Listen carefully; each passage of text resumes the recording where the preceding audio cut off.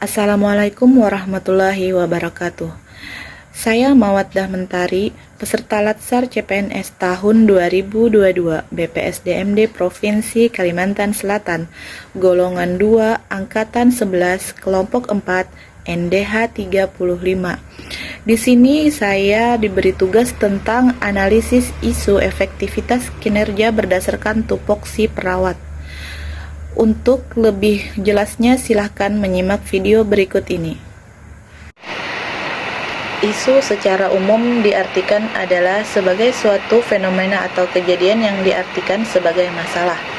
Adanya atau disadarinya suatu fenomena atau kejadian yang dianggap penting atau dapat menjadi menarik perhatian banyak orang, sehingga menjadi bahan yang layak untuk didiskusikan.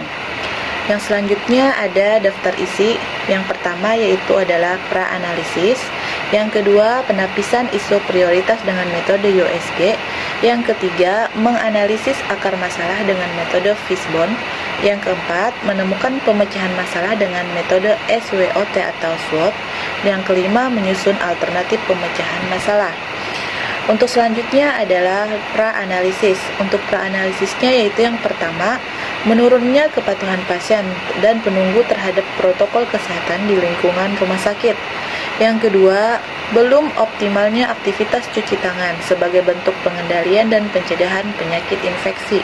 Yang ketiga adalah pengunjung yang masih membawa anak yang berumur di bawah 12 tahun untuk menjenguk pasien yang sedang dirawat di rumah sakit. Yang selanjutnya adalah menapis, menganalisis, dan menyusun pemecahan isu dengan metode USG. Untuk metode USG-nya sendiri di sini adalah salah satu alat untuk menyusun urutan prioritas isu yang harus diselesaikan, yaitu urgensi, seriousness, atau growth. Metode USG menggunakan metode scoring dengan menggunakan scoring 1 sampai dengan 5. Yang dimana 5 adalah sangat kuat pengaruhnya, yang 4 kuat pengaruhnya, 3 sedang pengaruhnya, 2 kurang pengaruhnya, 1 sangat kurang pengaruhnya.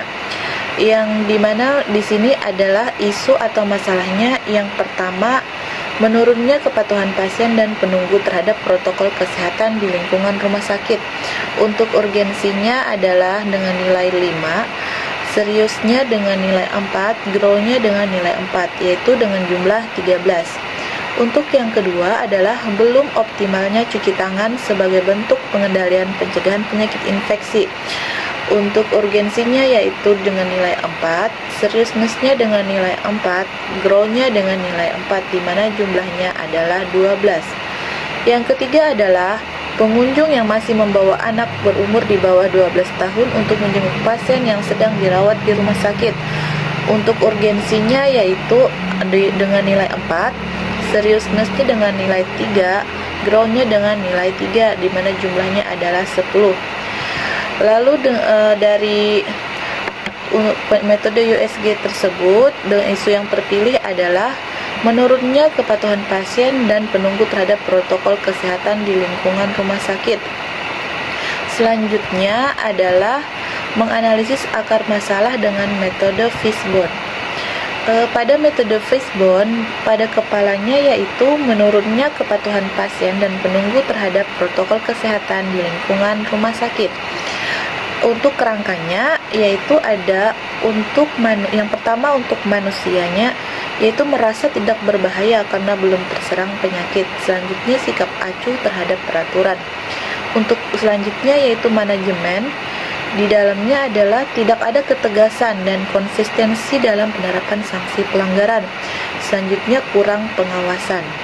Untuk lingkungannya, di dalamnya adanya kesadaran masyarakat yang masih menyepelekan bahaya penularan penyakit terutama saat di rumah sakit. Selanjutnya ada metode, yaitu di dalamnya adalah perasaan kurang nyaman saat memakai masker dan kurang tersedianya biaya untuk APD secara mandiri dan sukarela. Selanjutnya adalah menganalisis dengan metode SWOT atau SWOT, yang dimana S adalah strength atau kekuatan, W adalah weakness atau kelemahan, O adalah opportunities atau peluang, T adalah threat atau ancaman. Untuk analisis SWOT, yaitu untuk S-nya Tingkat pendidikan tenaga medis dan pelatihan terhadap satpam rumah sakit cukup untuk menginformasikan kepada pasien maupun penjenguk atau penunggu.